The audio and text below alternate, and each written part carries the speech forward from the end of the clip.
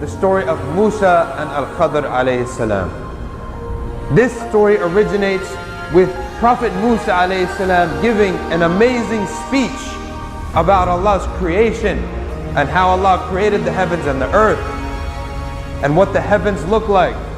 Then after all the Bani Israel left his speech with their hearts moved and iman filling their breasts, a man came to Musa alayhi salam and said to him, "O Musa, are you the most knowledgeable person on earth?"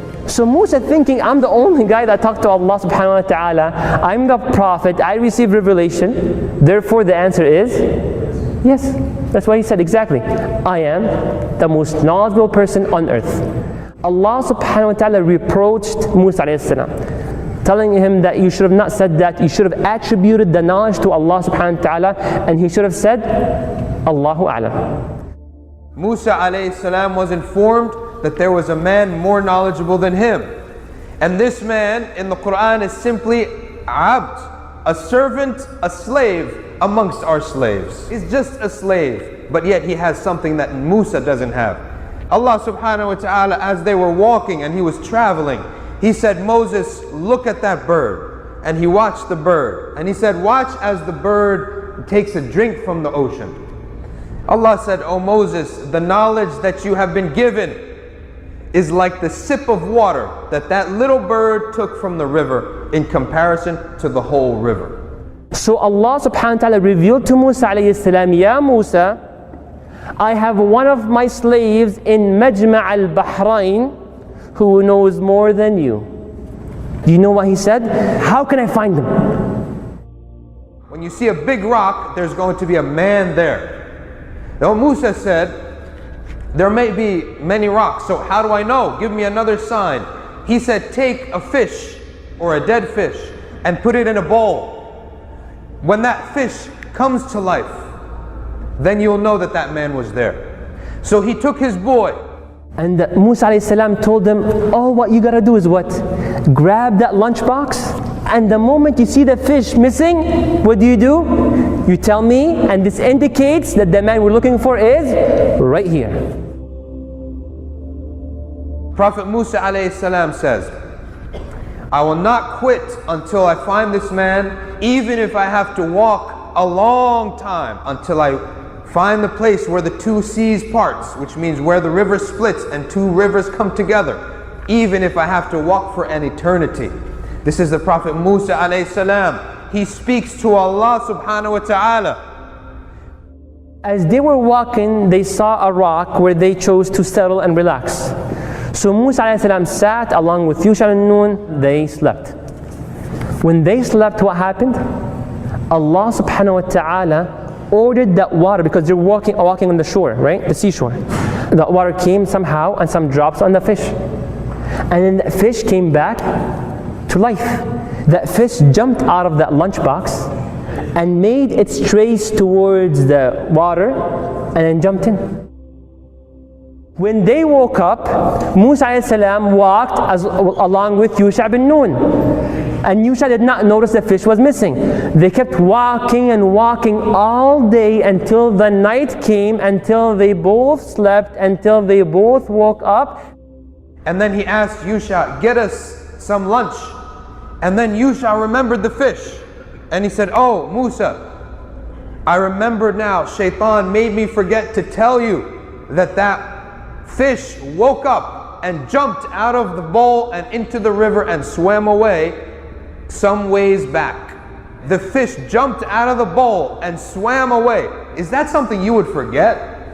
Mufassirin say, Joshua being the servant of Moses, he sees so many miracles every day from Moses that a fish coming to life and jumping out of a bowl was no big deal. This is what life was like with the Prophet Musa alayhi salam. Miracles every day that Yusha forgot. And he said, then let's turn back. So they turned back and they went and followed their footsteps back, and there they reached their spot. So Musa alayhi salam along with Yusha bin Nun, they go back to the rock, and who do they find? A man covering his face. What are you doing here? At a cross section of two seas. Then they went, and Musa alayhi salam, very humble, met that man, and the name is Al-Khidr. So he was covered, Musa alayhi salam, very humbly telling him, Assalamu alayk, may peace be upon you. Very humble. And then look what Al-Khidr responds. And how can there be peace in your country? Then Musa alayhi salam told Al-Khidr, I am Musa. He told him, Musa bani Israel. He said, Na'am, and I came to follow you and learn from your knowledge. Al-Khidr said, I have knowledge that which you do not know, and you have knowledge that which I do not know. He asks, can I follow you? Initially, he rejected Moses as a student.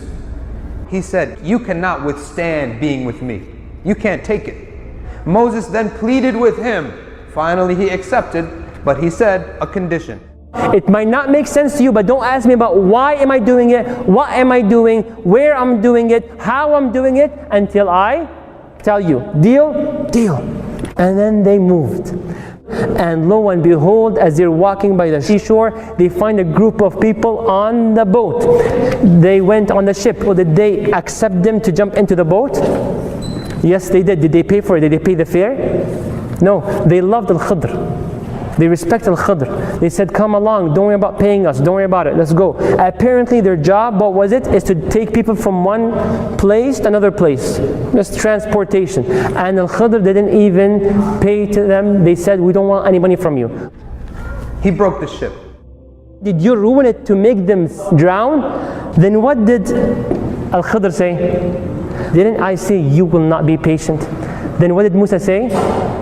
I forgot. And the Khidr did not stop, and they kept moving. They saw a young boy playing with other boys, playing around. The boy was here, grabbed a sword, chopped his head off.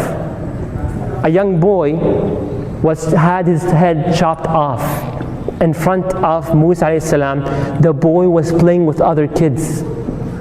What did Musa say? The first one, okay, evil, and I forgot, and I'll try my best. But the second one, he said, you killed an innocent soul that did not kill anyone else. You have no justification to what you've done, killing that boy. What did he say? Didn't I tell you that you will not be able to be patient? Did he give him another chance? He does, the third time. Now they were going and they were starving all day long in the ocean, and then they saw that boy that got killed, and now they're very hungry, they're starving. They go into an entire village where they're all stingy, knocking on their doors, telling them, you have any food? No one giving them anything to eat, nothing. Then Al-Khidr, as he was walking, he noticed there's a wall. Khidr said, let's go, let's do this. Do what? Let's fix the wall. Fix the wall, okay. Fix the wall, okay, straighten it up. Nice, straight, perpendicular, beautiful, perfect, solid, nice. Musa is like, are you serious? They all refused to give us food, and you built an entire wall, reconstructed a wall for them? You could have asked him for money. You could have asked him for food. You've done a job. What did Al-Khidr say? Tell you now, explain to you what the things that you were not been able to be patient about. The first thing, he destroyed the ship. Why? Al-Khidr said, Allah informed him that a king was coming and taking all good ships. So I broke this ship so the king won't take it.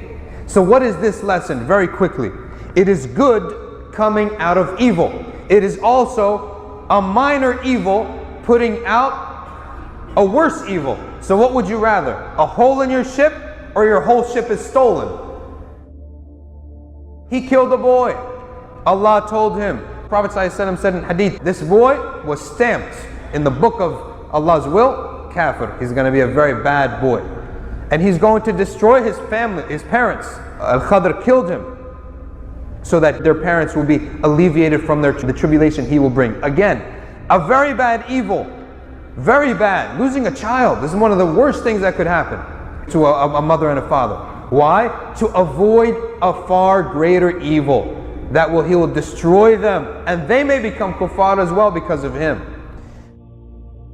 He built the wall. Undeserved charity, or misplaced charity.